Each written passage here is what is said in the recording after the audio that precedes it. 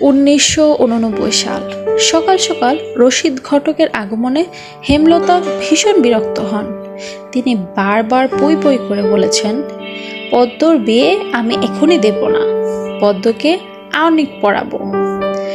তবুও রশিদ উদ্দিন প্রতি সপ্তাহে এক এক পাত্রের খোঁজ নিয়ে আসবেন।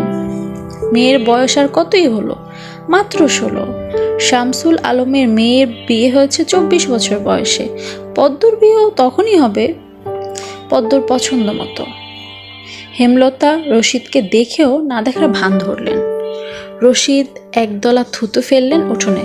এরপর হেমলতার উদ্দেশ্যে বললেন, বুঝছো পদ্মর মা, এইবার যে পাত্র আনছি একের খাঁটি হীরা। হেমলতা বিরক্ত ভরা কণ্ঠে জবাব দিলেন, আমি আমার মেয়ের জন্য পাত্র চাইনি, তবু বারবার কেন আসেন আপনি? যুবতী মাইয়া ঘরে রাখন ভালা না, মেয়েটা তো আমার, আমাকেই বুঝতেন না। হেমলতার কণ্ঠে বিরক্তি ঝরে পড়ছে।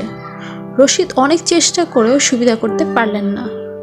ব্যর্থ থমথমে মুখ নিয়ে সড়কে পা রাখেন। প্রতিদিনই কোনো না কোনো পাত্রপক্ষ এসে হাতে টাকা গুঁজে দিয়ে বলবে, মোর্শেদের বড় সেরিডারে চাই। রশিদ নিজে নিজে বিড়বিড় করে আওড়ান, গ্যারামে কি আর ছেড়ি নাই? একটা সেরিরে কেন সবার চোখে পড়তে হইব? চাইলেই সব পাওন যায়। পূর্ণা স্কুল জামা পরে পদ্মজাকে ডাকলো, আপা, এই আপা, স্কুলে যাবি না? আপা রে। পদ্মজা পিট পিট করে চোখ খুলে কোনো মতে বলল, না। পরপরই চোখ বুঝে ঘুমে তলিয়ে গেল। পূর্ণা নিরাশ হয়ে মায়ের রুমে আসে, আম্মা, আপা কি স্কুলে যাইব না? হেমলতা বিছানা ঝাড়া রেখে পূর্ণার দিকে কড়া চোখে তাকান। রাগেশ্বরে বললেন, যাইব কি? যাবে বলবি। পূর্ণা মাথা নত করে ফেলল। হেমলতার কড়া আদেশ, মেয়েদের পড়াশোনা করাচ্ছি, অশুদ্ধ ভাষায় কথা বলার জন্য নয়, শুদ্ধ ভাষায় কথা বলতে হবে। পূর্ণাকে মাথা নত করতে দেখে হেমলতা তৃপ্তি পান। তার মেয়েগুলো মান্যতা চেনে খুবই অনুগত।